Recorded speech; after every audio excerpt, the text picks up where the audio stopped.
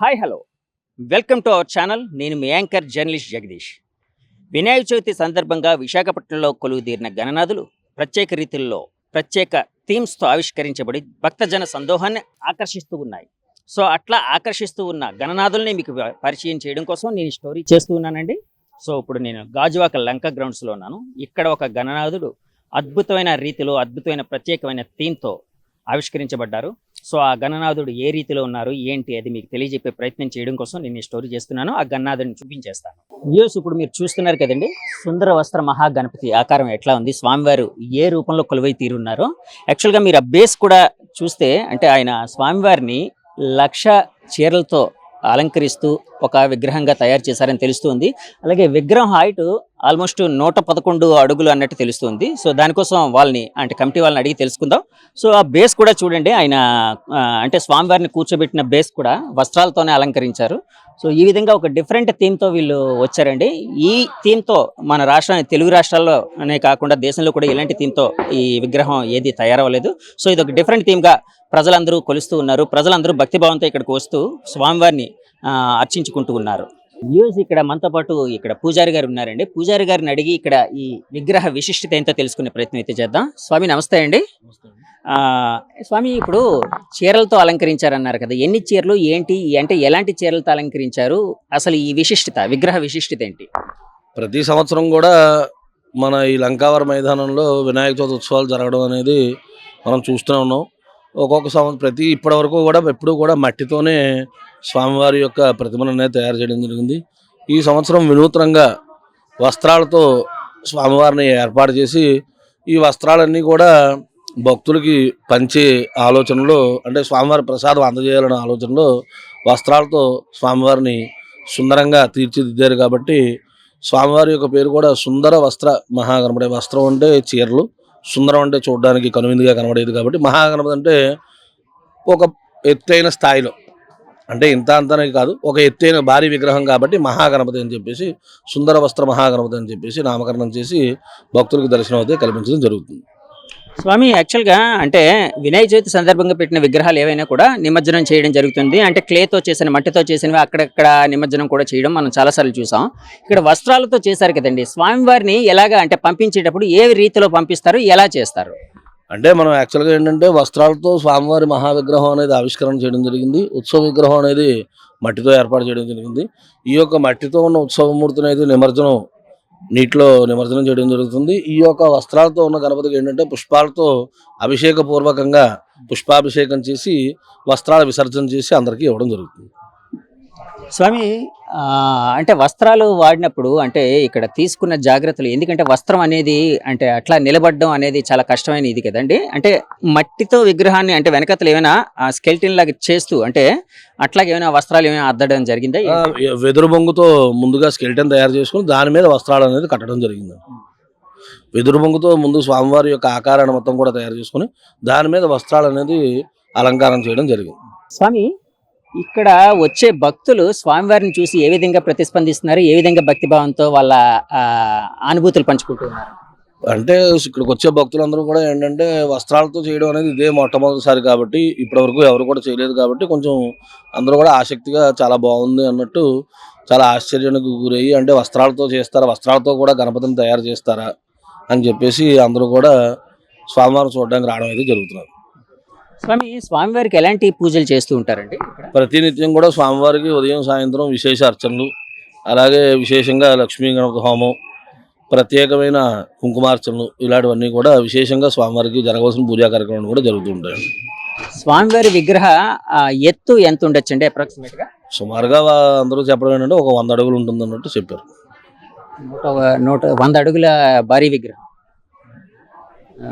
ఇది స్వామివారిని ఎప్పుడండి యాక్చువల్గా నిమజ్జనం చేసే అవకాశం ఉంది?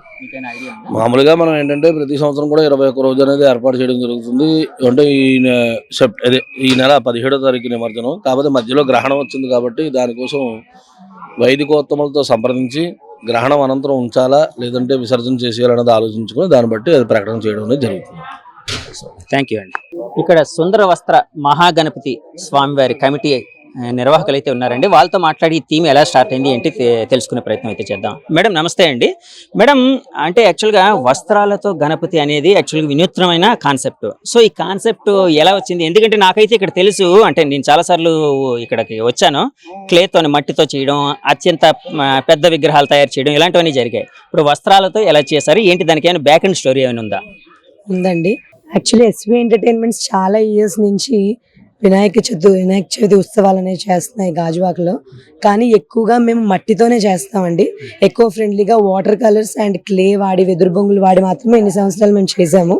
కానీ ఈ ఇయర్ ఏంటంటే అసలు స్వామివారి విగ్రహం ఏ రూపంలో చేద్దామని మాట్లాడుకున్నాం మేము. మామూలుగా అంటే ఏ ఆకారంలో చేద్దామని ముందు మేము మాట్లాడుకున్నాం. కానీ కొత్తగా ఏమైనా చేద్దామా అనే మాటలతో ఆ రోజు అయిపోయింది. సడన్ గా నెక్స్ట్ డే మార్నింగ్ 5 o'clockకి నాకు స్వామివారు ఇలా వస్త్ర రూపంలో ఉంటూ నాకు కలలో కనిపించారండి. కల్లో వచ్చారా? కలలో వచ్చారు. సో ఈ విషయాన్ని నేను మా హస్బెండ్ తో షేర్ చేసుకోవడం జరిగింది. సో ఆయన ఏంటంటే ఓకే ఎలా కనిపించారు, కొంచెం స్కెచ్ టైప్ లో డ్రా చేసి ఇవ్వగలవా అన్నట్టు చెప్పారు. మేము అలానే డిజైన్ చేసాము. సో విచిత్రం ఏంటంటే మేము ఎలాగైతే స్కెచ్ గీసామో విగ్రహం కూడా అలానే వచ్చిందండి. అది చాలా సంతోషంగా ఉంది మాకు. మేడం ఇప్పుడు వస్త్రాలతో అలంకరించడం అనేది ఒక రకమైన వినూత్నమైన ప్రక్రియ. తర్వాత ఆ రంగులు అద్దడం ఇలాంటివన్నీ, అంటే ఆ సమయంలో ఆ ప్రాసెస్లో అంటే ఎలాంటి ఎక్స్పీరియన్స్ మీకు వచ్చింది, అంటే మీరు తయారు చేయించే విధానం? మనకి విగ్రహం తయారీ చీరాల నుంచి శ్రీకాంత్ గారు అని ఒక ఆర్టిస్ట్ చేశారండి. సో శారీస్ కలర్ డిజైనింగ్ అన్ని కూడా మనం చెప్పినా కూడా ఈ మిగిలినవన్నీ కూడా ఆయనే చూసాం.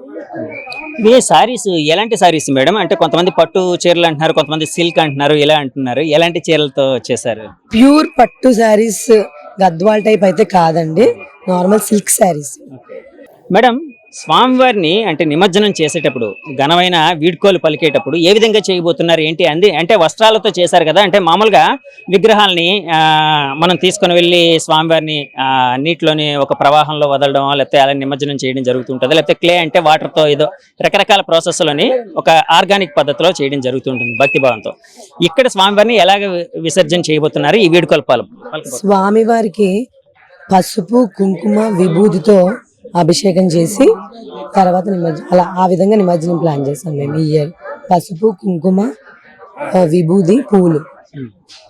అంటే కాదండి, ఇప్పుడు చీరలు ఇవన్నీ ఉంటాయి కదా, అంటే యాక్చువల్గా విసర్జన చేసేటప్పుడు చీరలు ఇవన్నీ తీసేసి ఏం చేయబోతున్నారు? విసర్జన చేసేటప్పుడు స్వామివారి శారీస్ ఏంటంటే అన్నదానానికి ఎవరైనా భక్తులు ఏమైనా ఇవ్వగలిగితే, అన్నదానానికి ఎవరైతే భక్తులు మనకి హెల్ప్ చేశారో వాళ్ళకి ఏంటంటే ఆ శారీస్ కూపన్స్ రాయించుకొని వాళ్ళు డిస్ట్రిబ్యూట్ చేస్తున్నాం. చీరతో పాటు పసుపు కుంకుమ విభూది అక్షతలు, స్వామివారి లడ్డు ప్రసాదం ఒకటి, ఒక రుద్రాక్ష ఇస్తున్నాం. ఇలాంటి థీమ్తో ఇంకా రాష్ట్రంలో, తెలుగు రాష్ట్రాల్లో ఏది లేదు కదండి. నాకు తెలిసినంత వరకు లేదనుకుంటున్నాను. మరి మీ అభిప్రాయం ఏంటి? అంటే మీరు పెట్టేటప్పుడు అనుకుంటారు కదా ఒక డిఫరెంట్ థీమ్, ఇలాంటి ఎవరికి రన్ థీమ్తో పెట్టాలి, అట్లాగే మేము యాక్చువల్లీ పెట్టేటప్పుడు అలా థీమ్స్ అవన్నీ ఆలోచించి ఏం పెట్టలేదండి. మేము ఎలా అనుకున్నాం అంటే మాకు ఇలా ఒక కళ వచ్చింది కాబట్టి మేము ఎప్పుడు ఇంట్లో గణేష్ని పూజిస్తామండి.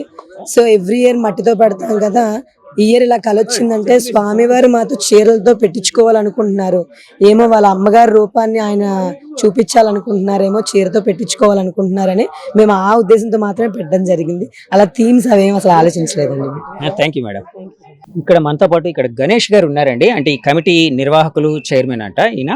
సో గణేష్ గారితో మాట్లాడి, అంటే ఇక్కడ ఒక వినూత్నమైన ఆకారంలోని లడ్డు నాకైతే కనిపించిందండి. యాక్చువల్గా లడ్డు ఎక్కడైనా ఒక గుండె లడ్డుగా పెడుతూ ఉంటారు, అది 100 kg కావచ్చు, కేజీలు కావచ్చు, కానీ ఇక్కడ శివలింగ ఆకారంలో తయారు చేశారు. ఇది చాలా డిఫరెంట్ గా ఉంది. సో ఈ థీమ్ కోసం మాట్లాడే ప్రయత్నం అయితే చేద్దామండి. గణేష్ గారు నమస్తే అండి.